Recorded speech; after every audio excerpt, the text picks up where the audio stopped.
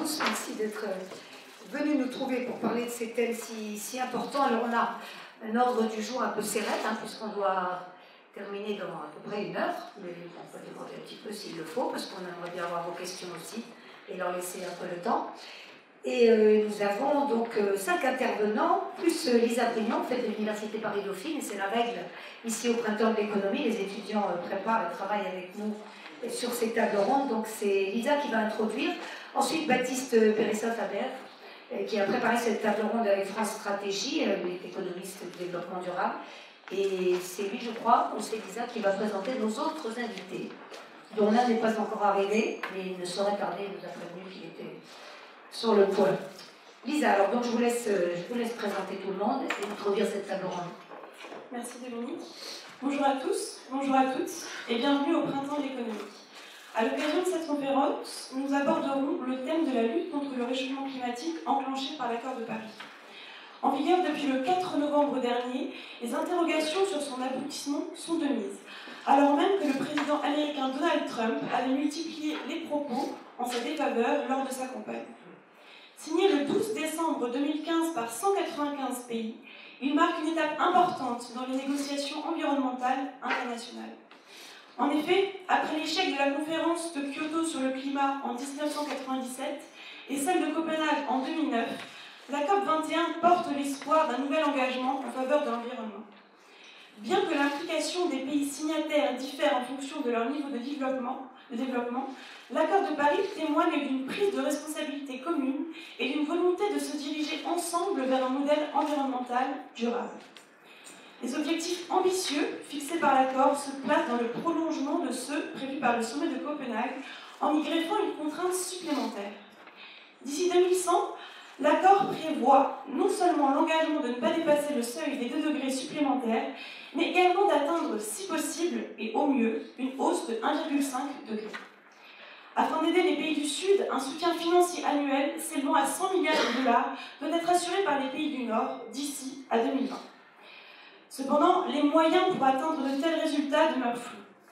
D'autre part, aucun dispositif de contrainte n'a été mentionné pour évaluer la performance des pays. Malgré les échecs successifs des sommets sur l'environnement tenus avant la COP21, il en est ressorti une prise de conscience collective qui s'est soldée par une multiplication des mesures mises en place aussi bien à l'échelle nationale qu'européenne. En 2013, 67,2 milliards d'euros ont été déboursés en France par les entreprises, les ménages et les administrations pour la préservation des ressources et la lutte contre le réchauffement. Entre 2000 et 2013, ces dépenses se sont accrues à un rythme supérieur à la croissance du PIB. Mais selon l'INSEE, cette tendance est à la baisse en 2014, alors que cette année aura été la plus chaude depuis 1850 à l'échelle planétaire. Le recours aux énergies renouvelables reste lui aussi mineur. Enfin, la COP22 qui s'est tenue à Marrakech en novembre 2016 avait pour but de relancer le débat et d'éclaircir les modalités. Cependant, à l'issue de cette 2e conférence sur le climat, peu de clarifications ont été apportées.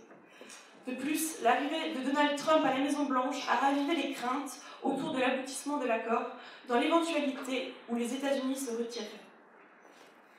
C'est dans ce climat d'incertitude que les intervenants tenteront de répondre à vos questions. Parmi eux, Dominique Bureau, directeur général du Conseil économique pour le développement durable.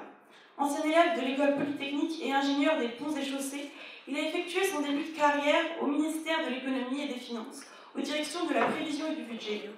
Et il a eu en charge la direction des affaires économiques et internationales au ministère, auprès du ministre de l'écologie. Du ministère de l'équipement.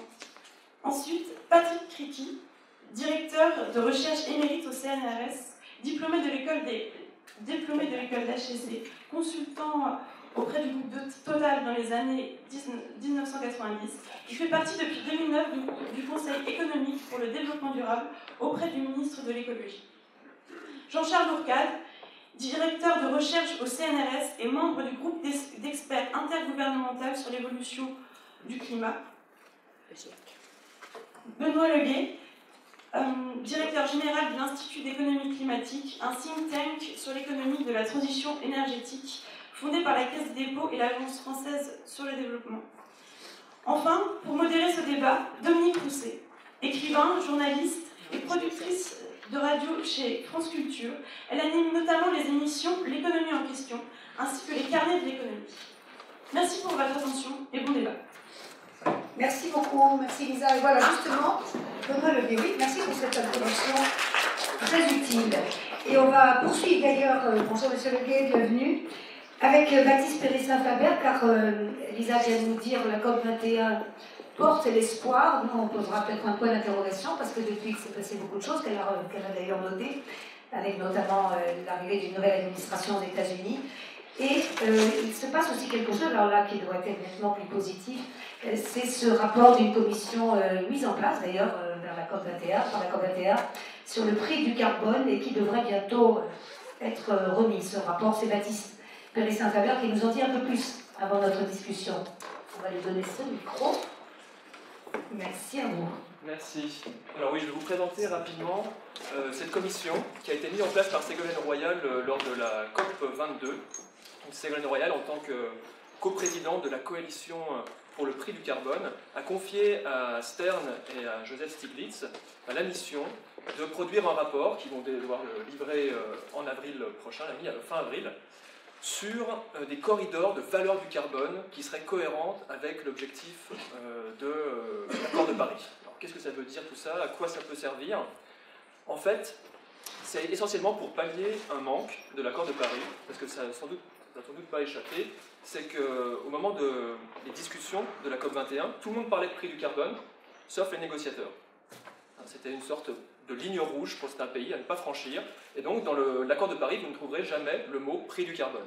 Alors que tout le monde sait, en fait, que le prix du carbone, la tarification du carbone dans toutes ses formes, ça va être un levier fondamental pour transformer nos économies et donc atteindre les objectifs de l'accord de Paris. Donc voilà, l'intuition derrière la mise en place de cette commission, Stern-Stiglitz, eh bien, c'est qu'il faut donner comme ça une sorte de signaux sur la valeur du carbone, une sorte de valeur de référence pour que des pays qui voudraient s'engager en fait, dans la mise en place de prix du carbone eh bien, puissent être guidés par ces valeurs-là. Alors en France, par exemple, on a une valeur du carbone. En 2009, il y a une commission d'experts qui a défini une trajectoire de valeur du carbone. Cette valeur, elle est utilisée dans l'analyse socio-économique des projets publics. Et c'est aussi cette valeur qui a servi de référence pour tracer dans la loi de transition énergétique la trajectoire de la taxe carbone. Donc on voit bien en France, cette valeur du carbone, elle a joué un rôle d'attracteur très fort sur le prix du carbone qu'on a ensuite mis en place dans l'économie. Là, l'idée, c'est d'essayer de faire la même chose à l'échelle du monde, envoyer une référence pour que les pays puissent s'en saisir. Alors ce qu'il faut bien comprendre, c'est que cette valeur, elle est extrêmement politique. Par exemple, aux États-Unis, eux aussi, ils ont une valeur du carbone réglementaire qu'ils doivent utiliser dans l'analyse de leur projet. Et Barack Obama a voulu rehausser cette valeur, donc c'était un acte politique assez fort. Puisqu'à partir d'une certaine valeur, en fait, ça permettait de justifier qu'on ne devait plus investir dans des centrales à charbon. Et là, je viens de lire ce matin dans le New York Times que Donald Trump a déclaré qu'il voulait baisser drastiquement cette valeur, parce que ça donnerait justement une justification économique pour remettre en place et relancer des projets charbon. Voilà, donc c'est dans ce contexte-là, ce contexte politique un peu sensible, que Stern et Stiglitz, eh bien, ils doivent rendre un rapport sur cette valeur du carbone. Alors, moi, je participe à cette commission en tant que rapporteur, et donc je peux voir un peu les différentes approches qui s'affrontent au sein de la commission. On peut clairement identifier deux tribus. Donc il y a, entre guillemets, ceux qui pensent que en fait, le climat, c'est une opportunité pour aller vers un autre type de croissance. Donc c'est l'idée que défend Stern, en gros, c'est qu'en luttant contre le climat, on améliore aussi la croissance. C'est une conception qui est très alignée avec l'esprit de l'accord de Paris, avec l'idée que les politiques climatiques ne sont pas contraires aux politiques de développement. Au contraire, ça permet d'avoir un accès équitable au développement. Et c'est un peu grâce à cette approche que les pays en développement ont rejoint l'accord de Paris. Alors ça ne veut pas dire pour autant que c'est facile de faire la transition bas carbone. Ça veut dire aussi qu'on va avoir besoin d'instruments de type prix du carbone pour inciter les gens à changer leur comportement et à investir dans des options bas carbone. Mais dans cette approche, il y a l'idée quand même qu'on va favoriser un autre type de croissance et qu'il faut utiliser les prix du carbone sous toutes leurs formes. et que le prix du carbone ne fera pas tout. Il faut aussi avoir des politiques complémentaires pour atteindre la décarbonation de l'économie. Donc ça, c'est une tribu. Et puis il y a une autre tribu qui, elle, on va dire, ne croit pas que le prix du carbone fait autre chose que de corriger l'externalité du climat. C'est juste une façon. En fait, le climat, c'est une contrainte. Le prix du carbone reflète la valeur de cette contrainte et permet de minimiser le coût de la transition bas carbone. Donc dans cette approche, il faut, disons, mettre en place un prix du carbone unique dans le monde. Il faut que les prix du carbone convergent le plus rapidement possible par le monde, et puis avec des transferts entre pays, on peut surmonter les problèmes distributifs. Donc voilà, c'est un peu les deux tribus, je dirais, qui s'affrontent dans cette commission Stern-Stiglitz. Et Stern et Stiglitz, vous l'aurez compris, sont plutôt dans la première tribu, et ils doivent trouver un chemin de compromis entre les membres de la commission, dans un contexte politique aux États-Unis qui n'est pas facile.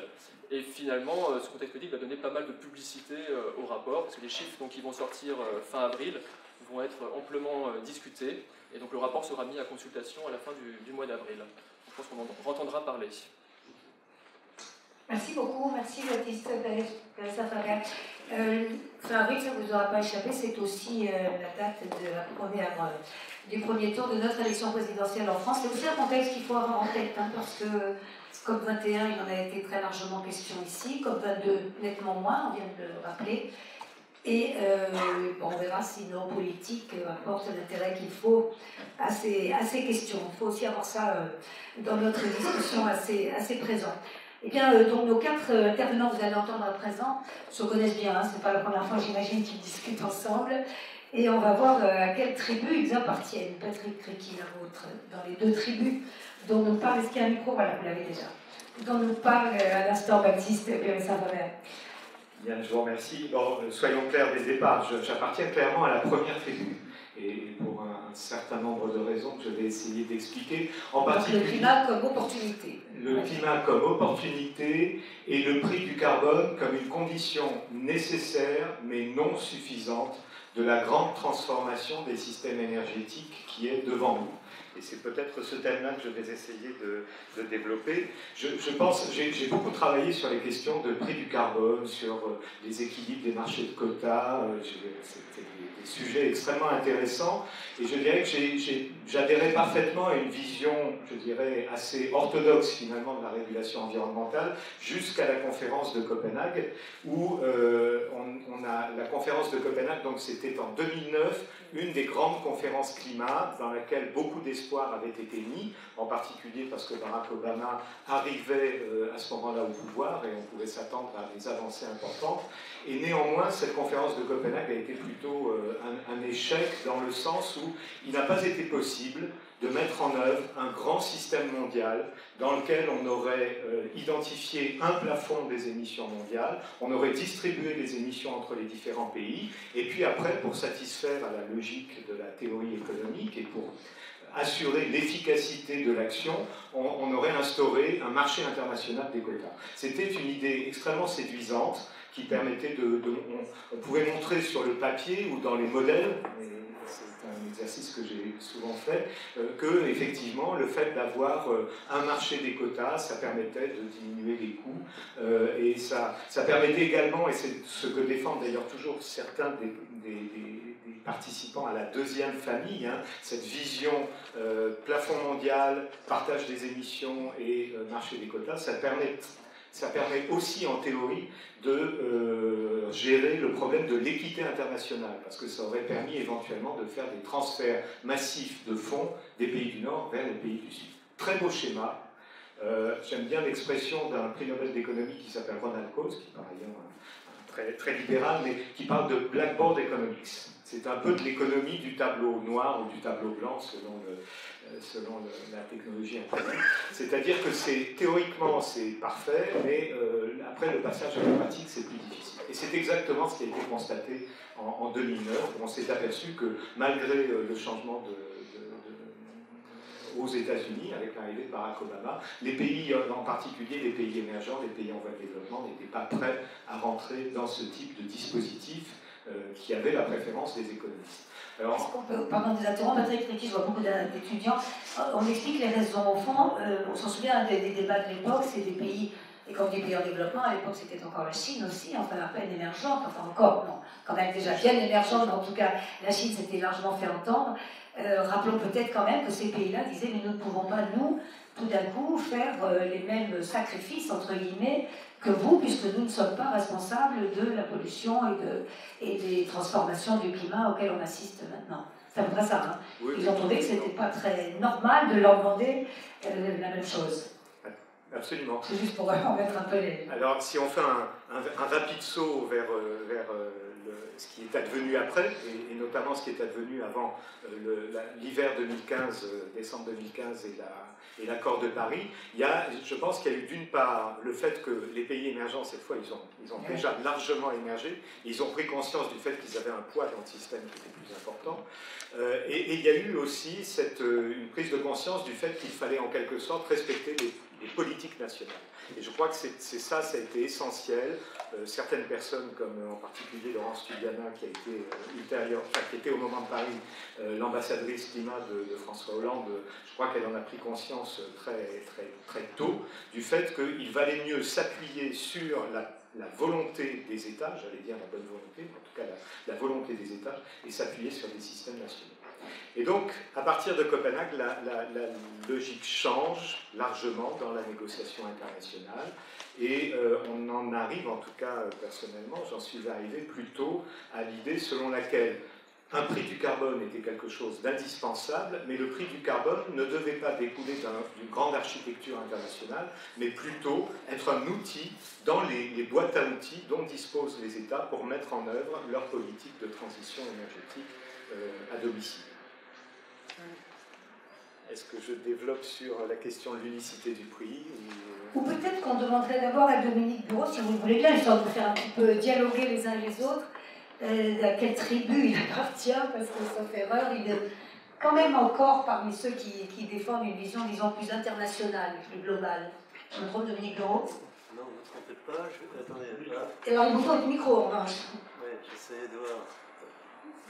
C'est juste pour montrer les deux grandes tendances auxquelles on assiste, et puis on verra ensuite comment vous mettre d'accord éventuellement.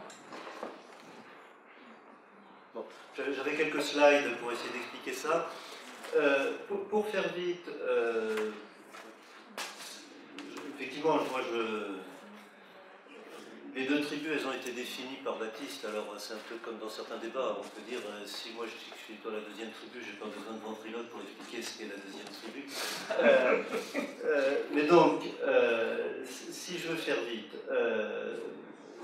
donc, faites l'hypothèse que j'appartiens à la deuxième tribu, c'est-à-dire ceux qui pensent que le climat est d'abord une contrainte et qu'il ne faut pas faire trop rêver les gens sur le fait, évidemment, que répondre aux enjeux climatiques, ça nécessite de modifier notre modèle de croissance, mais essayer de faire rêver les gens en expliquant que tout va être merveilleux parce qu'on va faire des politiques de changement climatique, finalement, n'est pas forcément en ligne avec l'urgence qui nécessite d'adresser les problèmes de fond. Et les problèmes de fond, de mon point de vue, c'est que le problème du climat est un problème de prix, effectivement, c'est le problème d'un prix manquant, à savoir le fait que pourquoi il y a trop d'émissions de CO2 dans l'air, parce que quand vous achetez du pétrole, quand vous achetez tout ça, il y a un prix du pétrole, mais dans le prix du pétrole que vous achetez, il n'y a pas le fait que le pétrole que vous allez acheter, vous allez ensuite l'envoyer dans l'atmosphère et qui va réchauffer le climat, et que ça c'est vraiment un problème du fait que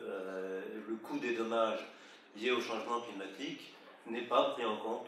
Les économistes disent internalisé, n'est pas internalisé dans les marchés, et donc le problème fondamental est un problème de prix, ce qui n'empêche pas qu'il peut y avoir besoin d'une panoplie d'instruments.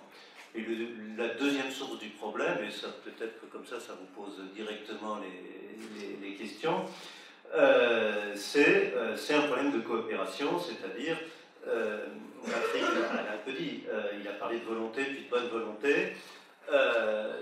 Le climat est un bien public global, c'est-à-dire que quand un pays, un acteur, quand vous faites de la compensation carbone, vous faites, c'est tout le monde, c'est vous les générations futures essentiellement qui vont profiter de vos efforts. Vous n'en profitez pas tellement. Donc chacun se dit, moi j'aimerais mieux profiter des efforts de l'autre, et au fond tout le monde se dit j'aimerais mieux profiter responsabilité des efforts de l'autre et personne ne fait rien. Et donc la question fondamentale que doit se poser la coopération climatique, c'est adresser ce qu'on appelle le problème de passager clandestin, c'est-à-dire que individuellement, tout le monde a intérêt à essayer de compter sur les efforts de l'autre, et donc il faut structurer la négociation pour créer des conditions coopératives, un peu comme quand parfois des entreprises créent une joint venture. Quand elles créent une joint venture, c'est parce qu'elles arrivent à trouver un arrangement institutionnel pour, au fond, faire quelque chose qui dégage de la valeur collectivement et avoir, au fond, un juste retour pour que les deux aient envie de participer à la joint venture. Et au fond, ce qu'on a besoin de faire sur le climat, c'est la même chose, c'est arriver à mettre en ligne des pays qui sont les plus émetteurs pour qu'ils aient, au fond, un intérêt à coopérer suivant une logique. Alors, comment marche une coopération de ce type-là? C'est ce qu'on appelle I will if you will, je ferai si tu feras. C'est un peu ce qu'avait esquissé Barack Obama et la Chine juste avant l'accord de Paris, alors qu'avant c'était exactement le contraire. Les États-Unis, quel que soit le résultat de l'élection, de la non-élection d'Al Gore, etc., structurellement, ils disaient pourquoi faire des efforts alors que la Chine va devenir le premier émetteur. Donc tant qu'on n'avait pas une situation, et au fond, une joint venture Chine-États-Unis qui disait je ferai plus si tu fais plus, il ne se passait rien. Donc pour moi, les deux problèmes, c'est de créer les conditions pour avoir cette relation I will if you will au niveau des plus gros pollueurs, sur une base complètement de réel politique, sur le fait qu'ils aient intérêt à coopérer.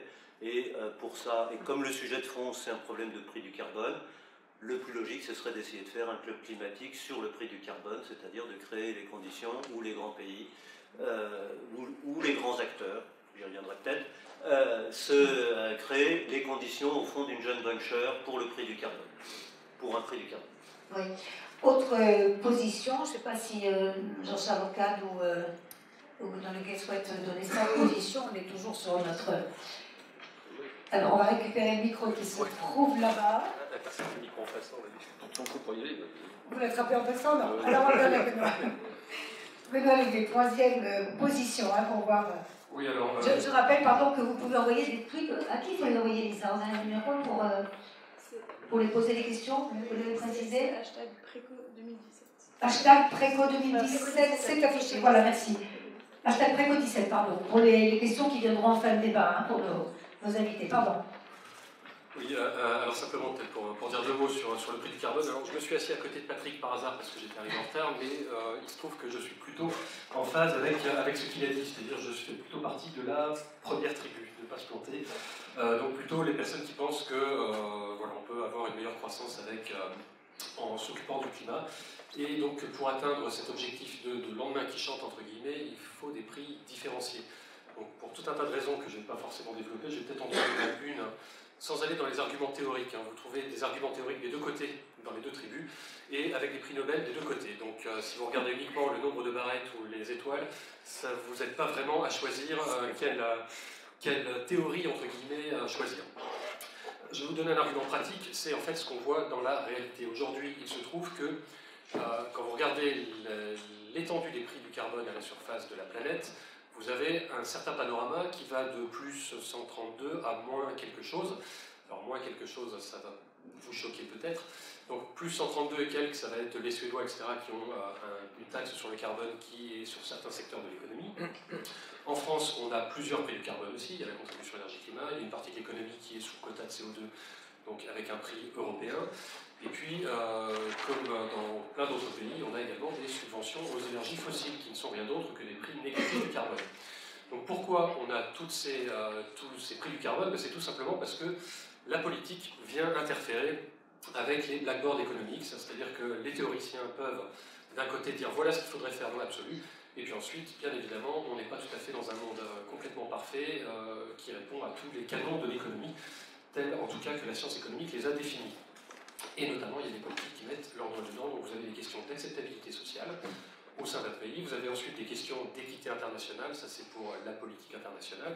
Pour vous donner un exemple très concret, et Jean-Charles, corrige-moi si je dis une bêtise, si vous mettez un prix de 50 € la tonne au hasard, on tue complètement l'industrie cimentière en Inde. Par contre, sur le transport en Europe, on fait finalement pas grand-chose. Voilà. Ça va vous rajouter quelques centimes de... 12,5 exactement. 12,5. Merci Patrick, ça va vous rajouter 12 centimes et demi sur un litre d'essence, ce qui objectivement ne va pas fondamentalement vous empêcher de prendre votre voiture. Il y a déjà eu des variations peut-être un peu plus importantes du prix du pétrole. Je ne dis pas que sur le long terme ça n'a pas d'impact, mais à court terme ça ne va pas forcément être le principal point qui va vous inciter à passer à une autre technologie, qu'elle soit complètement révolutionnaire du type voiture électrique ou moins révolutionnaire du type marche à pied. Voilà, donc ça c'est pour, on va dire, le prix du carbone. Alors, une fois qu'on a des prix du carbone, donc vous avez bien compris qu'il faut mettre un S à prix au mépris de l'orthographe. Une fois qu'on a les prix du carbone, en fait on n'a pas complètement fait ce qu'il fallait faire. Je rappelle, est-ce que les objectifs de l'accord de Paris ont été rappelés? Rapidement. Rapidement, d'accord. Ok. Bon, en gros, l'objectif, c'est quand même d'arriver à zéro émission nette avant la fin du siècle. Donc quand vous prendrez votre retraite, chers étudiants, chers lycéens, normalement, le monde sera à zéro émission nette. Donc vous avez devant vous toute une vie professionnelle pour révolutionner complètement l'économie telle qu'on la connaît aujourd'hui. Passer de 50 milliards de tonnes à zéro en l'espace, finalement, d'une vie professionnelle, c'est un beau challenge. Donc voilà, ça c'est un des objectifs, et pour faire ça, on ne va pas y arriver complètement par hasard. Donc des prix du carbone seront utiles, certes.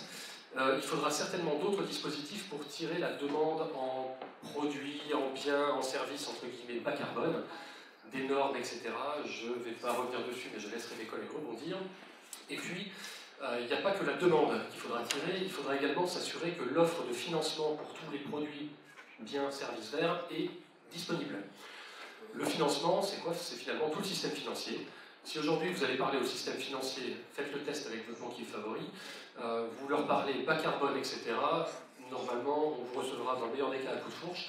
Et sinon, votre banquier fera oui, je vois tout à fait ce dont vous voulez parler, je vais me renseigner et je reviens vers vous, et puis il vous rappellera jamais. En fait, le système bancaire, financier, etc., les assurances, etc., n'est pas aujourd'hui complètement prêt pour la transition énergétique qui nous attend. Alors, il y a des signaux positifs.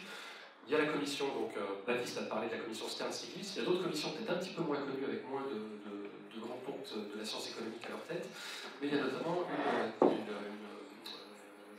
groupe de travail qui a été mis en place sur la publication d'informations relatives à la transition énergétique et au climat par les entreprises, notamment les entreprises cotées en bourse, mais également les investisseurs, les gestionnaires d'actifs, etc. L'idée derrière tout ça, c'est que si on commence à publier les bonnes informations, le système financier pourra prendre en compte une partie des risques que supporte le fait soit d'agir pour la transition énergétique, soit, à contrario, de ne pas agir. Et que l'allocation de capital se fera en conséquence, c'est-à-dire que le capital ira là où le couple rendement-risque est le plus intéressant. Mais cette fois en prenant en compte le risque lié au climat et à la transition énergétique. Oui, si on a bien compris, si on n'a pas vraiment intégré l'importance de l'enjeu, on n'avancera pas. Quand vous citez l'exemple des banquiers, ça peut être évidemment celui des politiques aussi, au niveau de chaque pays. Sinon, enfin, si on ne traite que le côté demande, c'est comme si on avançait sur une jambe. Voilà. C'est pratique, hein, d'avancer avec le cloche-pied, on va un peu moins vite. On va un petit peu moins vite. Les banquiers, mais l'opinion publique aussi, enfin, ça concerne absolument tout le monde. Il faut que ce soit bien intégré par tous. Et justement, ça nous amène peut-être à la question plus sociale, hein, de l'acceptation aussi. Je crois que c'est le point sur lequel vous, Jean-Charles Lucas, vous êtes surtout... Enfin, je sais pas, je vais voir. Simplement, je veux dire une chose, c'est que, comme vous êtes jeune, et en général ici, je vois, et vous avez fait très peu d'économie, recommandation, ne croyez jamais à la mise en scène des débats répétitifs. Les prix en font partie, il y a des pour et des contre, ça dure depuis 30 ans, donc quelque chose est mal posé quelque part. Okay, donc moi je suis pas, par exemple je suis d'accord à 95% à ce que dit Dominique Bureau. J'ai un seul point sur lequel je voudrais ensuite, c'est une histoire de club, où j'ai une nuance réelle, mais c'est un vrai débat. C'est-à-dire qu'il y a des... Bon alors... Ça c'est mon idée très personnelle. D'accord.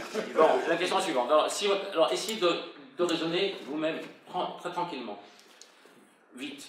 Parce que je vais terminer sur la finance. Les prix du carbone, évidemment, il faut de mauvaise foi pour dire qu'il n'en faut pas.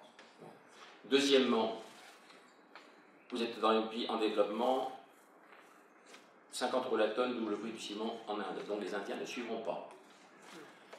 Je suis béarnais, je vais acheter mon fromage. Quelqu'un me dit « Oh là là, je suis embêté, ma femme est forcée de faire 80 km par jour parce que j'ai une passer avec mon fromage. » Taxe sur l'essence, c'est pas très populaire. Ça veut dire, et si c'est en Bretagne, ils se mettent en grève et ils font les bonnets rouges. Ça veut dire que là, on aura des prix du carbone parce que ça se propage dans toute l'économie si c'est pas inséré dans une renégociation d'un contrat social. Réforme de la fiscalité, les Suédois ont mis 3 ans pour le faire, ou 2 ans. D'accord? Bon, ça veut dire le prix du carbone à l'échelle internationale, c'est pour ça que ce n'est pas dans l'accord. Ça ne peut se faire qu'au rythme que chaque pays a à pouvoir renégocier son contrat social. Est-ce que ça veut dire qu'il n'en faut pas? Évidemment qu'il en faut. Mais comment faire? Ben, il faut rendre les gens capables de le faire. Mais comment on peut faire? Si vous êtes en Inde, vous allez à Ahmedabad, vous voyez les rickshaws, c'est ce que c'est? Vous avez des embouteillages, les gars ils gagnent 70 euros, 70 centimes d'euros par course. Ils sont en embouteillage. Vous n'avez pas rigolé ça par un prix du carbone. Ça veut dire qu'il n'en faut pas un, mais ça veut dire que vous ne le ferez pas. En revanche, ce qui se passe, c'est qu'Ahmedabad et sa dynamique urbaine, c'est que le prix de la terre autour d'Ahmedabad, c'est 10 fois le prix de la terre en France. Ah oui, spéculation immobilière. Pire que chez nous. D'accord? Quand vous avez ça en tête, d'abord vous vous dites, il faut pas du carbone, mais. Alors dans le mais, ben, la finance bien sûr joue, et je vais comprendre pourquoi. D'abord, le prix du carbone, pour vraiment déclencher des investissements, il faut que ce soit bien plus fort que ce qu'on croit. Pourquoi? Parce que si vous êtes un ménage moyennement riche, d'abord, votre banquier, vous allez hésiter à investir sur votre efficacité énergétique si ça ne vous rapporte pas tout de suite. Vous êtes PME, vous avez des problèmes avec votre banquier. Vous êtes une ville, il vaut mieux laisser faire des spéculations immobilières sur des terrains près de chez vous pour faire rentrer des impôts que faire autre chose. Quitte à ce que la ville explose et que le centre-ville meure après, ok? Bon. Vous êtes grande entreprise. Par rapport à ma génération d'HEC, où on apprenait à retenir le maximum de profits en interne pour investir dans la boîte, maintenant c'est la dictature de l'actionnaire. Il faut vite que les profits soient très très élevés vite. Vous ne faites pas d'investissements risqués sur le long terme, les investissements bas carbone sont en général des investissements risqués de long terme. Ça veut dire que si vous investissez trop fort là-dedans, même avec un prix de 30 euros, vous n'allez pas le faire parce que vous avez la trouille. Ça marche pour quelques trucs à la marge, hein, d'accord, mais massivement non. Et comme dit Marc Carnet, le système financier, ben vous avez la tragédie des horizons, c'est la même chose. Court terme, long terme, il faut que l'argent soit liquide tout de suite, manque de peau, ça va bien investir dans des actifs de très long terme. Donc on ne peut pas s'en tirer si on ne lit pas les prix avec la finance. Et quand Dominique parlait des cadres de la coopération, ils sont là. Et ça, c'est des années de négociation. Et c'est pour ça qu'on a réussi à imposer dans l'accord de Paris l'article 108, qui parle de la valeur sociale des activités de mitigation. Parce que les pays en développement, le G77 a soutenu ça, parce qu'ils pensent que si on a une telle valeur sociale, ça permettra de mettre en place des mécanismes de financement qui permettront de faire ce qu'on attend depuis des années, la redirection de l'épargne en direction du bas carbone. Alors, pour ne pas faire long, là, je reprendrai ensuite, je vous donne simplement l'inspiration. Comment fonctionne le monde aujourd'hui? C'est pas qu'il manque d'argent, il y a beaucoup d'argent. Mais l'argent, il est piégé dans des systèmes de spéculation, soit sur les terrains, soit en matière purement financière. Comme je vais en parler un petit peu plus après, un seul exemple me permet de le faire maintenant. Mon fils fait partie de ces couches moyennes qui gagnent bien leur vie, il est ingénieur de très haut niveau. Il a deux maisons déjà, à 40 ans. Il me dit, papa, je m'excuse, mais je ne sais pas quoi faire avec mon argent. Je le mets en achetant un appartement à Paris. Il augmente la spéculation immobilière. Il serait très content qu'on lui offre des obligations bas carbone, avec lesquelles il permettrait de réinvestir, je ne sais pas, le photovoltaïque en Afrique, parce qu'il y aurait des systèmes qui permettraient de baisser le risque d'investissement sur ces investissements-là. La question que l'on a, c'est de lier la réorientation des investissements avec un prix du carbone. Et comment on le fait? Si on ne veut pas que ça soit arbitraire, et là je rejoins absolument Dominique, il faut que ça soit fait en fonction d'une valeur du carbone, ce qu'on appelle dans notre jargon un prix notionnel. En gros, ce prix ne pèse pas sur le ciment aujourd'hui en Inde, mais sur les nouveaux investissements qui sont faits en Inde. La différence entre un prix notionnel pour le futur et la taxe aujourd'hui qui, bien sûr, pénalise les gens tels qu'ils sont. Et parfois, le passé les a mis là, ils ne sont pas toujours pour quelque chose. Voilà. Oui, investir sur le bas carbone plutôt que sur l'immobilier, par exemple. Par exemple. Parce que vous êtes presque en train de dire qu'on n'a quasiment pas le choix de faire autrement. D'aller vers l'immobilier. Non, on a le droit de faire... actuellement, non. Attendez. Aujourd'hui, il y a un truc qui me frappe, et je sais pas rien. Vous avez les candidats au présidentiel. Ils ont publié leur patrimoine. Ils sont tous propriétaires. Mais moi aussi. Attendez, il ne faut pas se masquer les... Hein, d'accord? Aujourd'hui, si vous voulez investir pour vos enfants ou autre comme ça, qu'est-ce que vous faites? Vous achetez des baraques. Ou du terrain. Mais c'est dans le monde entier. C'est au Brésil et c'est en Chine. Et c'est en Inde. Voilà, c'est tout. Donc, je veux dire, il y a quelque part dans le système financier quelque chose qui est où sont les rentes? Où va l'argent? Où va l'épargne des gens? Et comment on peut la rediriger? C'est un mot pour dire donc il faut bien un prix du carbone, au sens explicite. Il faudra le faire au rythme de la renégociation des contrats sociaux dans chaque pays, il faut le faire. En revanche, il faut que très vite il y ait une valeur du carbone, un prix notionnel, qui soit mis sur la redirection de l'épargne, et ça c'est urgent. Et suffisamment incitatif pour que ça marche. Réaction de Mélie Bureau? Oui, Puis vous? Réagir. Puis Patrick Riquet. Je prends la parole. Moi, je reviens sur le prix du carbone.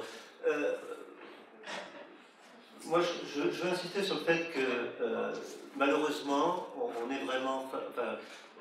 dans la suite de la COP21, il faut se rendre compte, je pense que le public n'a pas pris la mesure. Maintenant, on est vraiment au pied du mur. C'est-à-dire qu'il y a vraiment urgence. Ce qu'il y a sur ce dessin-là, vous voyez que les trajectoires, c'était des scénarios, des trajectoires des études du GIEC notamment, toutes les trajectoires qui sont à 1,5 ou 2 degrés, elles nécessitaient d'être bien en dessous de où on est actuellement et bien en dessous de où on sera en 2030 si on ne fait rien de plus que ce qu'il y a dans l'accord de la COP21. C'est-à-dire que la COP21, il y a des points de passage qui sont marqués en barre jaune. Vous voyez qu'on n'est pas du tout sur les scénarios 1,5-2 degrés et que si on ne fait rien d'ici là, ce qu'il faudrait faire après est totalement irréalisable. Et donc il faut bien être conscient que la question qui nous est posée collectivement, c'est est-ce qu'on est capable d'être à la hauteur de quelque chose qui est très robuste. Je n'ai pas le temps de l'expliquer, mais parce que c'est un problème de stock, c'est-à-dire que le CO2 qu'on envoie dans l'atmosphère, les centrales à charbon qu'on inaugure aujourd'hui, alors il n'y en a plus à Pékin, mais il y en a encore beaucoup en Chine, on en inaugure, je crois, toutes les semaines en Chine. Fondamentalement, si on veut faire 2 degrés, il faudrait toutes les déclasser en 2030 d'un coup. Donc on est vraiment face à un problème d'urgence absolue. Donc je pense qu'il faut vraiment être conscient qu'on est responsable de ce qu'on fait. Alors moi je veux quand même insister sur l'Inde, je suis bien d'accord. D'un autre côté, on a laissé ou on leur a conseillé de faire des biofuel mandates, c'est-à-dire des incorporations obligatoires au nom de la politique climatique. On dit qu'ils ne peuvent pas supporter 50 € dans le ciment. Tout le monde défend le ciment. Moi, je ne peux pas, moi, je défends le ciment. Donc, le ciment, c'est les maisons. Non, mais au nom de la politique contre le changement... Il y a une maison, hein. Donc, au nom de la politique contre le changement climatique, ils ont mis des obligations d'incorporation d'éthanol et de machins comme ça. Moyennant quoi, le prix de l'alimentation a augmenté parce que si on fait de l'éthanol pour le mettre dans les voitures, on ne fait pas d'alimentation pour faire manger les gens. Donc il faut quand même être très très responsable en disant c'est si simple que ça, on ne va pas mettre le prix. Il y a d'autres choses qu'on a fait au nom des politiques climatiques qui font qu'il y a des gens qui meurent de faim en Inde. Ça n'empêche pas que toutes les politiques, et ça vaut pour les pays riches comme pour les pays pauvres, d'ailleurs moi c'était quelque chose qui m'avait surpris sur le plan Obama, c'est que nous on a appris en France en essayant de mettre en place une taxe carbone, qu'effectivement il y a des populations, la taxe carbone il va y avoir des effets distributifs qui vont être majeurs sur certaines populations, typiquement les gens qui roulent au diesel, donc les gens qui sont ruraux, les gens qui ont un chauffage au fioul, enfin bon, des gens comme ça. Si vous ne traitez pas correctement le problème d'acceptabilité pour les populations qui vont être touchées, vous êtes sûr que ça ne marche pas. Or, il se trouve que le plan Obama, qui était un plan de sortie très rapide du charbon, de switch du charbon vers le gaz, il ne l'adressait pas parce qu'il ne le pouvait pas. Mais de fait, il ne l'adressait pas. Et donc, contrairement à ce qu'avaient fait les Américains pour mettre en place un marché du SO2 pour leurs centrales électriques, où ils avaient fait des arrangements où, grosso modo, les vieilles centrales de Delaware recevaient plein de quotas parce que comme ça, on leur disait vous allez fermer vos centrales pourries, mais en échange vous allez pouvoir avoir de l'argent pour vous faire votre transition, etc. Il n'y avait aucun dispositif de ce type-là dans le plan Obama interne, et finalement c'est pas très surprenant de se rendre compte que c'est des États charbonniers notamment qui ont planté cette affaire. Donc il y a des besoins de compensation.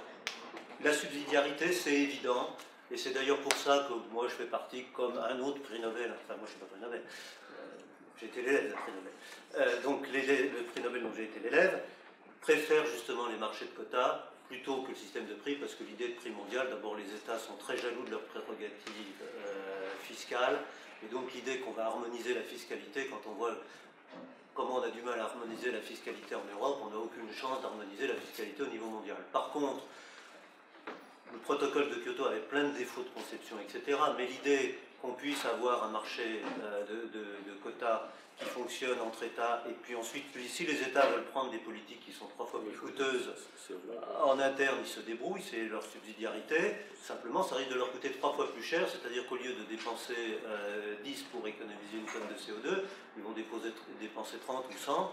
À mon avis, ils vont se poser quand même la question et de se dire qu'ils ont peut-être quand même intéressant. Ce qui me vient peut-être donc, par ailleurs, la subsidiarité, et puis il y a des outils qui peuvent faire, je pense que ce qu'on a appris, c'est que c'est très difficile de faire uniquement avec les États, et l'un des enseignements de la COP21, c'est, alors de la COP21 et pas seulement de la COP21, mais par exemple, l'une des choses intéressantes qui s'est fait, je ne sais pas si vous savez, en termes de marché de quota CO2, en termes de prix du carbone, c'est la création d'un marché entre le Québec et la Californie, qui est un marché... C'est intéressant parce qu'on parle toujours des États-Unis. Les États-Unis, ça ne veut pas dire grand-chose. Il y a les États qui font des choses de leur côté. Aujourd'hui, la Californie, qui est un petit pays, qui a un PIB qui doit être, je ne sais pas combien par rapport à voilà, bon, qui a un marché du carbone qui fonctionne avec un prix du carbone à 15 € la tonne, alors que celui de l'Europe, il est à 5, et lequel marché est couplé avec celui du Québec, et l'Ontario va probablement rejoindre. Et donc, les États sont très démunis. En fait, quand on négocie entre États, on a un problème, c'est que dans chaque État, il y a un petit producteur pétrolier, un petit cimentier qui bloque tout. Et donc, la capacité à négocier un accord global, et alors qu'avec une ville, avec un État qui va être plus homogène, on peut sans doute avancer plus loin, avec une ville. Et donc, l'instrument de couplage de marché de quotas CO2 est sans doute un instrument qui offre plus de flexibilité possible pour impliquer des gens qui ont envie de s'impliquer, qui sont les villes, qui sont certains États, et donc tout à fait d'accord sur le fait qu'il n'est pas question d'imposer aux Indiens leur prix du carbone, ni à l'Arabie Saoudite. Okay. Le point que je veux souligner, c'est qu'un prix du carbone, on peut le voir de manière un peu, c'est une taxe, mais c'est d'abord une rémunération, c'est-à-dire que quand on met un prix du carbone, si l'allocation des quotas est équitable, ce que ça fait, c'est que les Indiens auront intérêt à réduire les émissions de CO2 de leur cimentier, parce que ça rapportera 50 € la tonne de carbone évité. Et donc, il faut voir qu'un prix, c'est ce qui permet de financer les investissements. Un prix, c'est quelque chose qui va permettre d'avoir une rémunération des investissements. Je ne suis pas en train de dire que ça suffit, mais je suis en train de dire que pour faire des investissements, il n'y a pas d'investissement s'il n'y a pas de rémunération des investissements. Et fondamentalement, mettre un prix, c'est faire que cette boucle-là, pas de prix, pas d'investissement, soit cassée.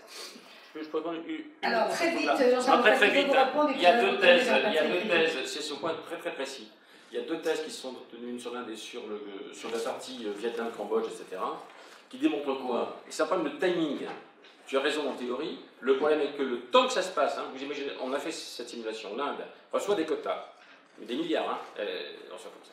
Mais le choc immédiat du relèvement des prix internes, d'accord, qu'elle doit faire en interne, pour importer les quotas, impose des compensations qui sont énormes par rapport à ce qu'on peut leur donner. On a fait la simulation, ils y perdent pendant toute une période très longue. C'est un problème de timing, c'est tout. Et c'est pour ça que la finance est importante. Ce qui ne veut pas dire le seul point. On a fait de grosses bêtises sans prix. Ce qu'il faut donc dire, c'est pas répéter en autre fois les prix, mais dire il faut qu'il y ait des prix dans les mécanismes de financement. C'est ça le problème. Mais un des problèmes que vous soulevez les uns et les autres, c'est justement la durée. Quand vous parlez toujours à long terme, et pas tous les deux, pas tout seul. Quand vous parlez de long terme, c'est quand même un peu la difficulté, c'est que les politiques sont toujours pressées. 5 ans, c'est long. Ah oui. C'est long pour des politiques. Ça dure 5 ans, 5-6 ans de perte. Ça veut dire que ça passe pas. Donc ça passe pas parce que ni les citoyens ni les politiques sont prêts à attendre. Ça peut vrai, non, Patrick Réquille? Oui, je voudrais repartir de ce que présentait Dominique au début de son intervention, lorsqu'il montrait l'ampleur des bifurcations bifurcation qu'il fallait réaliser précisément dans le court terme, si l'on veut se plier à des trajectoires au niveau global de degrés. En France, ce qu'on appelle le facteur 4, c'est-à-dire diviser par 4 les émissions en 2050 par rapport à 1990. Et évidemment, a fortiori, si on s'engage sur des scénarios encore plus ambitieux, puisque dans l'accord de Paris, il est question de 1,5 degré, c'est un bouleversement complet des systèmes techniques dont il est question.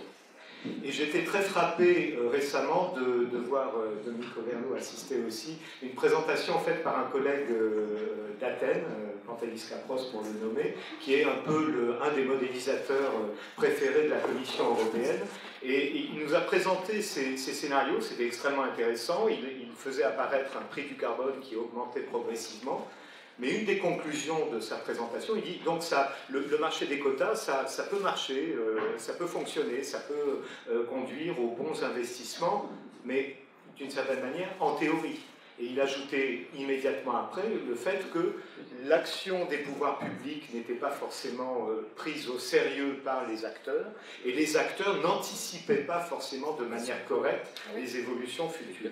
Et donc là, on est à nouveau dans le problème de la tragédie des horizons, c'est-à-dire que sur le long terme, on a peut-être un système qui pourrait en effet fonctionner, mais encore faudrait-il que les acteurs se comportent conformément au modèle, en quelque sorte. Et le problème, c'est que finalement, les acteurs ne croient pas dans les résultats des modèles. Et pour introduire de la crédibilité dans la politique, tout en assurant cette transformation profonde des systèmes, je crois qu'il est probablement nécessaire, dans beaucoup de secteurs, d'utiliser des signaux très clairs, comme des normes d'émissions par kilowattheure produit, ou des normes d'émissions aux 100 km, qui peuvent permettre, alors à condition qu'on arrive à les faire accepter également par les industriels, mais il n'y a pas de solution facile dans tout cela. Mais au moins ça, c'est des signaux très, très clair. Dominique disait il faudrait faire sortir toutes les centrales à charbon, je serais totalement d'accord, mais ça, malheureusement, actuellement, les Allemands ont pourtant une politique très volontariste dans le domaine, mais pour l'instant, ils conservent leurs centrales à charbon et ils ne les ferment pas. Et les centrales à charbon demeurent, enfin, les émissions allemandes dans le secteur électrique et globalement sont assez stables. Donc il y a cette question, en effet, de comment créer des signaux crédibles pour engager cette transformation profonde. Et je terminerai juste sur un point en indiquant que je suis assez convaincu qu'une bonne part de la solution viendra de quelque chose que nous n'avons pas encore évoqué, qui est le progrès technologique et les innovations dans le domaine des technologies bas carbone. Une instance qui est souvent... Ça va assez vite quand même ou pas? Est-ce qu'on a le sentiment que... Attendez. Il y a une instance qui est souvent connotée assez négativement ou considérée négativement, c'est l'ancien forum de Davos qui s'appelle maintenant le World Economic Forum et qui produit néanmoins aujourd'hui des choses très intéressantes sur ce qui s'appelle la 4e révolution industrielle. Et la 4e révolution industrielle, c'est quoi? C'est l'utilisation des technologies de l'information, mais non pas pour elles-mêmes, non pas uniquement pour la communication, mais l'utilisation des technologies de l'information, la digitalisation du monde pour la transformation du monde matériel. C'est-à-dire comment les nouvelles technologies peuvent permettre d'optimiser les systèmes de transport, d'avoir des bâtiments à régulation et à très faible consommation d'énergie. Et je pense que ce qui est important, et c'est en cela que la contrainte climatique peut être aussi une opportunité de croissance, et c'est pour ça que je me positionne clairement dans la première des familles. Et d'ailleurs, Nicolas Stern a fait, outre sa participation à la commission Stern-Stiglitz, il a fait une série de rapports avec un ancien président du Mexique qui est intitulé, enfin, c'est une commission pour... je ne me souviens plus le nom de sa commission à lui, mais en tout cas il a un rapport qui s'appelle Better Growth for a Better Climate, une meilleure croissance pour un meilleur climat, en mobilisant l'ensemble des opportunités de croissance que peut constituer cette transformation complète des systèmes techniques de façon à aller vers des technologies bas carbone. Alors évidemment, pour réussir ça, il faut que la finance soit mise sur les bons rails, en quelque sorte. Mais les technologies, parfois, sont aussi extrêmement polluantes. Il ne faut peut-être pas l'oublier, non, on le dit. Évidemment, il n'y a aucune technologie n'apporte que des... C'est pas zéro émission, quoi. Voilà. Non, c'est pas zéro émission. Et la quatrième révolution industrielle apporte son lot de dangers. Et donc, c'est une question majeure, je crois, aujourd'hui, que d'être à la fois... comment dire, de favoriser cette quatrième révolution industrielle tout en la régulant de façon à éviter les dangers qui lui sont associés. Alors on a plusieurs fois, peut-être le point encore sur lequel j'aimerais vous entendre, on a plusieurs fois évoqué bien sûr la position, enfin l'arrivée de Donald Trump aux États-Unis, qui quand même change la donne depuis la COP21 et l'accord de Paris, qui est notre point de départ. Donc je voudrais vous entendre un peu là-dessus, peut-être en élargissant un peu, et je sais que Benoît Leguet, vous travaillez là-dessus, sur l'ensemble des négociations au niveau international. Donc parlez-nous peut-être de quelques exemples de pays, et puis j'aimerais savoir les uns et les autres si en 4 ans, l'administration Bush peut mettre à mal vraiment, si ce n'est pas... j'ai dit Bush, pardon. C'est intéressant comme lapsus, oui. C'est intéressant. L'administration Trump peut vraiment mettre à mal, voire ruiner les efforts quand même relativement encourageants auxquels nous avons assisté ces dernières années. Je voulais rappeler aux avis aux uns et aux autres. L'état des négociations internationales, Benoît Leguet, où en sommes-nous? Voilà, peut-être rappeler, lors de la COP22, il y a eu un mouvement assez... alors, l'élection de Donald Trump a eu lieu pendant la COP22, donc évidemment le 9 novembre, petit jour de flottement à Marrakech. Mais ensuite, il y a des négociateurs se sont mis d'accord sur un texte qui mettait en avant le caractère irrévocable de l'accord de Paris. Et alors, ne nous trompons pas, par caractère irrévocable, ça ne veut pas dire simplement, c'est pas du droit. C'est pas simplement, ok, l'accord est rentré en vigueur, de toute façon, s'il est rentré en vigueur, il ne pourra plus ne pas rentrer en vigueur, on va dire, il est déjà en vigueur. Mais derrière caractère irrévocable, je pense que ce que les négociateurs voulaient souligner, c'est plutôt le caractère irrévocable de la marche du monde vers une économie bas carbone. C'est plutôt ça. Parce que finalement, l'accord de Paris, je vais vous faire le côté sombre, on va dire, c'est une coquille vide. C'est une coquille vide qu'il s'agit de remplir petit à petit avec les contributions des États, mais également ce qu'on appelle en novlangue onusienne l'agenda mondial de l'action climatique, c'est-à-dire finalement les actions à co-bénéfice climat des acteurs non étatiques, les entreprises, les collectivités, les individus, pourquoi pas, et la chaîne financière au sens large.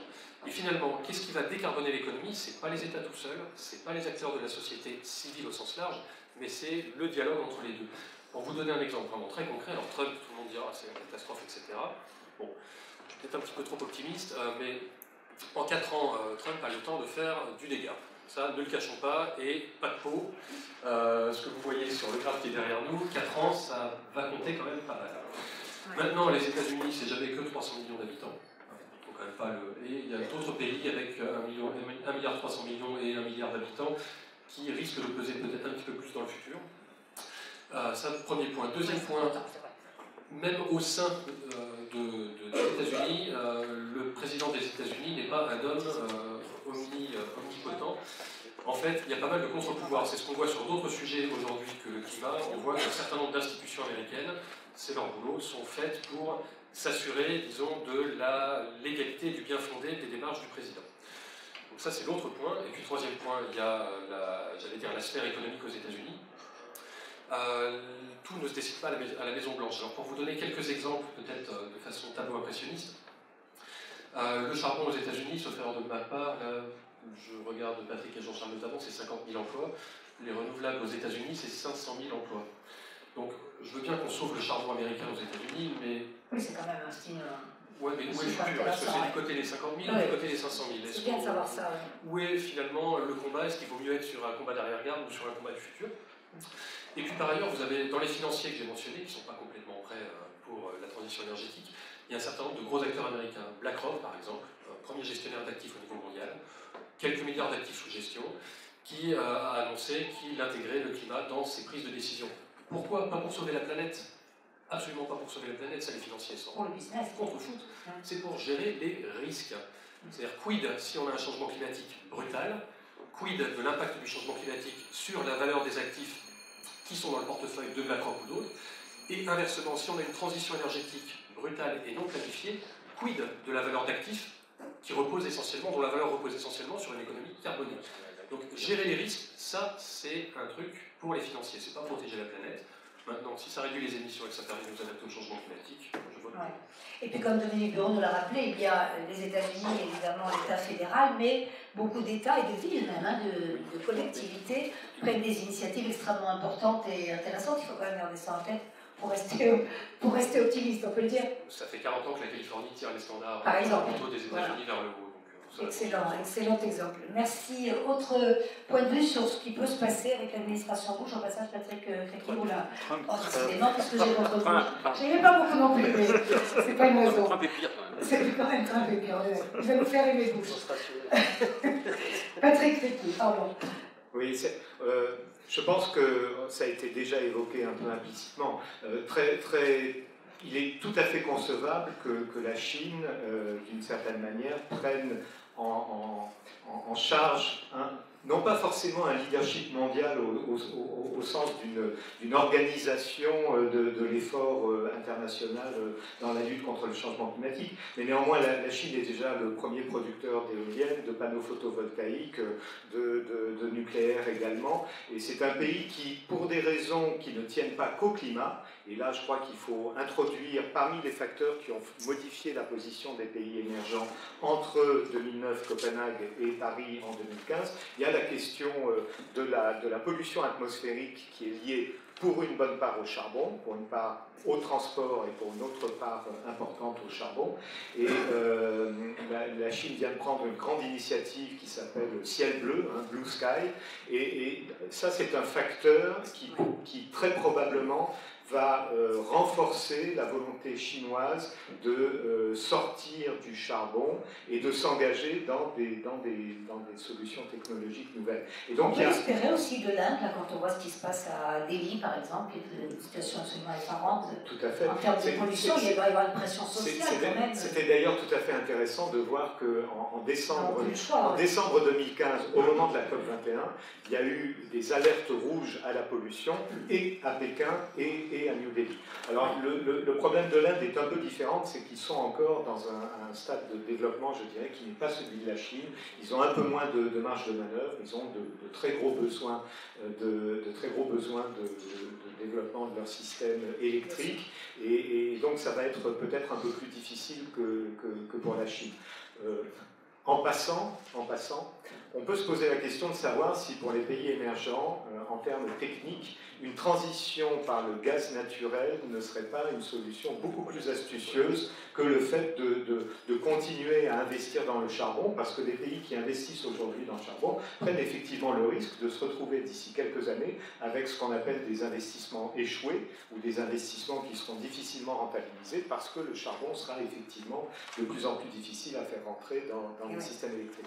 Et la question du gaz comme énergie de transition, j'étais récemment au Vietnam et j'ai pu toucher du doigt en quelque sorte la nature du problème. Ils ont une consommation d'électricité qui augmente toujours très rapidement. On peut penser que ça va se ralentir dans le futur, mais pour l'instant elle est toujours très rapide. Ils ont des programmes de développement d'énergie renouvelable qui, au Vietnam, ce n'est pas le cas en Chine, au Vietnam sont encore un peu au début, et donc les responsables disent, écoutez, nous il faut qu'on satisfasse les besoins de notre population, on va faire du charbon massivement.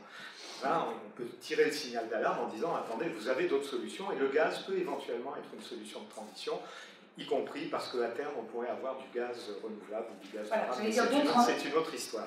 J'allais dire de transition, puisque c'est quand même pas une énergie cette question des pollutions qui sont entraînées par un usage intensif du charbon est probablement un des éléments importants qui fait que l'effort probablement se maintiendra et que les Américains vont peut-être accepter la relance du charbon chez eux pendant un temps, mais je me doute que ça dure beaucoup. Bien. Jean-Charles Local voudrait réagir aussi. Puis Lisa Brignon, vous me direz si vous avez reçu une question sur Twitter. Je vais aller très vite parce qu'en fait ça me permet de montrer qu'il n'y a pas des tribus une fois pour toutes et que je vais repasser sur ce que Dominique disait sur les clubs. En tout cas, ils peuvent se parler. Non, mais la question suivante, c'est que moi j'ai été négociateur à Kyoto et je travaille sur le climat depuis 1989. Je peux vous dire que géopolitiquement, il y a une carte à jouer. Les États-Unis sont dans un coin. Si nous savons tisser des alliances avec les Chinois, mais aussi les Indiens, les Brésiliens, c'est possible. Histoire de club, Jean-Michel en a parlé, c'est sur l'affaire de la finance à l'école nationale, c'est un ancien chief économiste de l'ancien Premier ministre indien. Si l'Europe nous tendait la main pour. Donc c'est possible. Mais ça veut dire quoi? Ça veut dire qu'on réussira à passer les 4 ans de Trump en mettant la pression sur les États-Unis si on s'est tissé ce genre d'alliance. Mais on ne le fera que si l'Europe elle-même est unie. Et l'état des choses n'est pas très simple. Et c'est en Europe qu'il faut avoir le premier club. Mais je pense, Dominique, en alliance avec d'autres, c'est ce que je veux dire. Et il y a un point essentiel, on va faire beaucoup d'économies. J'ai parlé de finances, de réorientation de l'épargne. Vous savez, dans le débat public, là, on a un problème, comment on relance l'économie. Alors il dit, il suffit de mettre de l'argent sur la table. Ouais, mais comment vous garantissez que si on met de l'argent sur la table, les premiers gagnants, ça ne sera pas les spéculateurs immobiliers. Vous ne pouvez le faire que si le prochain plan Juncker, vous savez qui c'est M. Juncker, hein, pour réanimer l'Europe, on met de l'argent sur la table dans le système bancaire. Il faut que ce soit dirigé par un prix du carbone, qui n'est pas le prix seulement le prix explicite, parce qu'il ne sera jamais au niveau qu'il faudrait, mais qu'on puisse avoir un plan Juncker qui redirige les investissements européens sur les infrastructures pour faire qu'on sorte de ce truc bizarre où on a une monnaie unique sans politique unique. Donc je pense qu'il y a possibilité aujourd'hui de faire un club européen, à condition de ne pas le faire tout seul, de faire une alliance avec d'autres. Pour ça, cher Dominique, on a besoin de prix du carbone interne, et je pense que c'est possible de le négocier, à condition de le négocier dans un ensemble, où ce que je dis sur la finance et le prix notionnel compte aussi. Voilà. On est déjà au bout de notre débat. Est-ce qu'on peut faire un petit passage par Lisa pour voir s'il y a une question Twitter qui rejoint notre discussion, Lisa? Pas pour l'instant. D'accord. Alors, Dominique Bureau, on va déjà conclure, nous. Si dans la salle, vous voulez, c'est le moment. Revenir sur Trump. Bon, j'ai remis là sur cette planche les émissions. Et effectivement, après la COP21, donc vous voyez les gros émetteurs, hein, les émissions sont quand même très concentrées sur quelques zones. Et les deux gros émetteurs, c'est la Chine et les États-Unis, 22-12% des émissions. Et donc, évidemment, comme je l'ai dit, l'échec de Kyoto, c'était l'absence de coopération de joint venture I will if you will entre les États-Unis et la Chine, parce que les États-Unis, je vais rien faire, disaient je vais rien faire parce que la Chine ne fera rien. Et évidemment, là on est quasiment dans la situation inverse, donc c'est l'arrivée de Trump est une très très mauvaise nouvelle pour le climat. Donc, alors l'idée qu'on avait avant l'arrivée de Trump, c'était effectivement l'idée de constituer un club avec ces gros émetteurs en se disant on ne peut pas avancer à 194 d'ici 87, je ne sais plus combien, enfin bon. Et par contre, il faut avancer plus vite avec ces grands États. Et alors l'arrivée de Trump, évidemment, bouleverse un peu la donne, mais finalement pas tellement, je crois, sur la méthode. C'est-à-dire que je crois que le mieux qu'on puisse faire, c'est essayer de faire un club avec ceux qui se sont déjà engagés sur du prix du carbone, soit au niveau des nations, soit à des niveaux infranationaux. C'est cela. Et évidemment, pour qu'un club soit efficace, parce que l'objectif d'un club, c'est que progressivement il puisse agréger tout le monde, il faut de la carotte et du bâton, et donc que ceux qui seront en dehors du club, et si les États-Unis sont en dehors du club, il faut leur appliquer l'article 20 du GATT, et c'est l'idée de Nordhaus de mettre une taxe aux frontières sur les produits américains, au titre de l'article 20 du GATT, et notre conviction, c'est que c'est compatible avec le GATT. Avec les règles de l'OMC. Pourquoi tu exclus l'Inde dans ton schéma? Parce que tu es rivé sur le prix explicite, alors qu'ils sont prêts à rentrer dans un club à condition que ce n'est pas seulement le prix explicite. Non, alors attends, pour aller dans ton sens, moi je pense que l'une des grosses lacunes, effectivement, c'est que la réflexion est restée un peu bloquée à Kyoto-Copenhague en disant qu'on va faire travailler la Chine et les États-Unis. Et évidemment que l'étape suivante, c'est qu'il faut faire un club qui soit compatible avec que les Indiens aient envie de rejoindre, et ensuite les Indonésiens, et le Brésil, etc. Et évidemment, si on n'a pas l'enseignement quand même de Kyoto et de Copenhague, c'est que si on a toujours un coup de retard, on aura toujours un coup de retard. Enfin, voilà. Donc clairement, il faut avoir les conditions pour que les Indiens et les Indonésiens aient envie de rejoindre le club. Voilà. Bien, on a promis de terminer à l'heure, donc nous y sommes à peu près. Pas de questions dans la salle, c'est peut-être une seule, quand même, pour prendre un peu la température de votre ressenti sur tout ça. Vous pourriez parler, voilà, et vous nous rendrez le micro juste après, monsieur, pour pouvoir vous répondre. Merci beaucoup. Oui, bonjour. Merci de tous ces exposés. Il y a une chose, il me semble que entre faire un investissement aujourd'hui et dans 10 ans, c'est pas tout à fait pareil en termes d'émissions de CO2. Qu'est-ce qui, au point de vue économique et financier, va m'aider à faire mon investissement dès aujourd'hui et ne pas attendre 10 ans, alors que peut-être que dans 10 ans, ça coûtera moins cher, ce sera machin, j'aurai peut-être des aides plus importantes, etc. Autrement dit, est-ce qu'il y a un mécanisme? Parce que le prix du CO2, je ne suis pas sûr que ce soit pertinent. Donc qu'est-ce qui fait qu'aujourd'hui, j'ai de l'argent, mais je veux être favorisé pour investir dès aujourd'hui et pas dans 10 ans? Dominique Bureau, mais j'en ai sur moi aussi. Peut-être. Donc il faut, en fait, il faut que le prix, en fait, si je prends la logique de prix, en fait, la rémunération, que le prix du carbone soit croissant avec le temps et que les gens, il y ait une sécurisation du fait que le prix du carbone demain sera très élevé. Mais comment on peut le garantir ça? Donc il faut mettre en place des dispositifs qui sont des dispositifs de certificats, de dispositifs qui garantissent au fond que les États, enfin qu'il y ait des dispositifs dans lesquels les États vont s'engager à faire que le prix du carbone sera élevé demain. Et les investisseurs qui auront investi sur cette base-là, non mais ça s'appelle des options, ça, les marchés financiers fabriquent ça. Non mais c'est des options à fabriquer par la régulation publique, les marchés peuvent pas les fabriquer. Mais la nature de l'instrument, c'est un instrument que les marchés financiers ont déjà construit, donc c'est de construire des certificats carbone qui font que si on annonce que nous on a annoncé que le prix du carbone serait de 100 € la tonne en 2030, si jamais il était de 50 €, les gens qui font des investissements dans la rénovation thermique du bâtiment aujourd'hui, sur la base du fait qu'ils pensent économiser 100 € la tonne de carbone à l'horizon 2030, si jamais le prix n'est que de 50 €, ben on leur paye les 50 € de différence qui ont permis de faire l'investissement. Et donc c'est un produit qu'on peut interpréter en termes de produits financiers, etc. Et il faudrait que les États, soient crédibles. Et le problème, c'est si on veut que les gens fassent de l'investissement, le problème fondamental, c'est que pour que les investisseurs fassent des investissements dans les nouvelles technologies, dans la rénovation thermique, dans les transports, etc., il faut qu'ils aient confiance sur le fait que les politiques climatiques vont devenir sérieuses. Et donc il faut que les États soient crédibles sur le fait qu'ils sont sérieux. Et fondamentalement, c'est très difficile de convaincre les gens que les États vont être crédibles.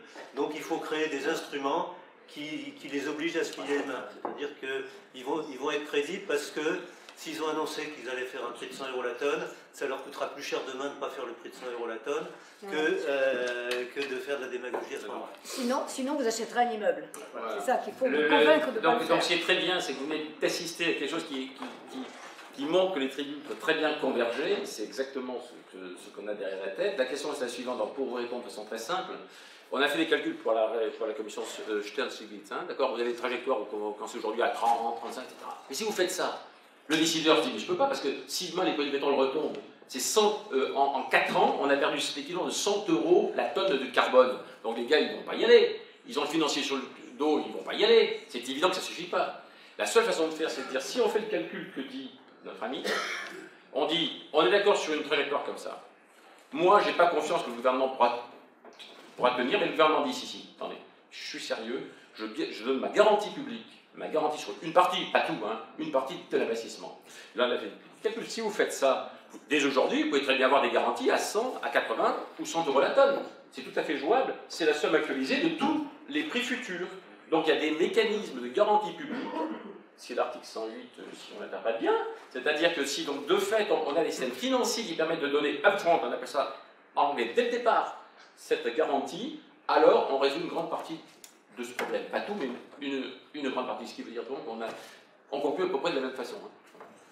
On a beaucoup parlé des États-Unis, pas beaucoup de l'élection française, hein, mais vous avez le sentiment que l'État français, quel sera-t-il, on verra bien, mais et ce serait éventuellement dans ces dispositions. Est-ce que vous sentez, comme vous êtes, dire autrement, plutôt optimiste pour la France? Est-ce que vous vous sentez avancer quand même dans la bonne direction? Tout candidat confondu, c'est peut-être trop dire, mais votre sentiment, vous avez d'un mot, on n'a pas le temps de... Je vais donner un élément de réponse pour la question précédente, comme ça laisse et le temps après, aussi de réfléchir. Alors, qu'est-ce qui pourrait vous inciter à faire un investissement aujourd'hui? Alors, peut-être, en l'absence de subventions publiques ou autres, ça pourrait être, par exemple, le secteur financier. Imaginons par hasard Quand je disais qu'il y a beaucoup d'acteurs qui ne sont pas prêts, ça ne veut pas dire qu'il y a beaucoup de réflexions, qu'il n'y a pas de réflexions qui sont... Imaginons que vous alliez voir votre banquier et vous lui disiez, voilà, je voudrais un prêt pour un prêt immobilier. Et que votre banquier vous réponde en disant, ouais, mais alors montrez-moi un peu votre maison en termes d'efficacité énergétique, comment se situe votre maison exactement, enfin, en gros, quelle sera votre facture énergétique demain et donc votre capacité à rembourser votre prêt immobilier. Donc en gros, que votre banquier traite ça comme un financier en disant, ok, on me demande un prêt, je le fais, mais je m'assure que mon client va pouvoir me rembourser mon prêt. Là, ça pourrait infléchir votre position et vous inciter à faire un investissement d'alternance. Voilà, donc ça, sur certaines choses, ça commence un petit peu à percoler. Là, maintenant, il y a des choses qui se passent du côté de la finance, mais il faut encore accélérer avant que vous puissiez aller voir votre conseiller bancaire et qu'il vous dise ce que je viens de vous dire. Il y a des réflexions au niveau des états-majors, il faut que ça percole ensuite. Et sur la France, vous n'avez rien dit. Sur la France, alors, sans rentrer dans le détail des programmes des uns et des autres, je pense qu'en France, on a quand même un certain nombre d'atouts qu'il faudrait exploiter dans le futur. On a quand même une trajectoire de long terme, qu'on a appelée facteur 4, etc. En tout cas, il y a une vision. Alors, je passe sur le raccord de cette vision avec les éléments de plus court terme du type programmation pluriannuelle de l'énergie, mais il y a quand même une vision, on va dire, de long terme. Par ailleurs, on a la valeur tutélaire du carbone, c'est aussi quelque chose qui, dans l'appareillage, on va dire, d'État, est utile. Maintenant, ensuite, il faut s'assurer que cette valeur tutélaire du carbone est mise en œuvre de façon effective. Là, j'avoue que je suis un petit peu moins sûr, je regarde le livre, mais je ne sais pas si la valeur du carbone, quand bien même elle existe, est mise en œuvre de façon effective et systématique au sein de l'appareil d'État et comment ça... On a une valeur tutélaire, on a aussi un prix du carbone avec la composante climat-énergie, dont la trajectoire a été fixée par la loi de transition énergétique qui est mise en œuvre. Aujourd'hui, elle est à 30 €. Par contre, on a des moins bonnes nouvelles, à savoir qu'il y a deux secteurs qui échappent, qui sont des secteurs clés, qui sont l'agriculture et les transports. Et donc là, on a un enjeu qui reste difficile sur ces deux secteurs-là.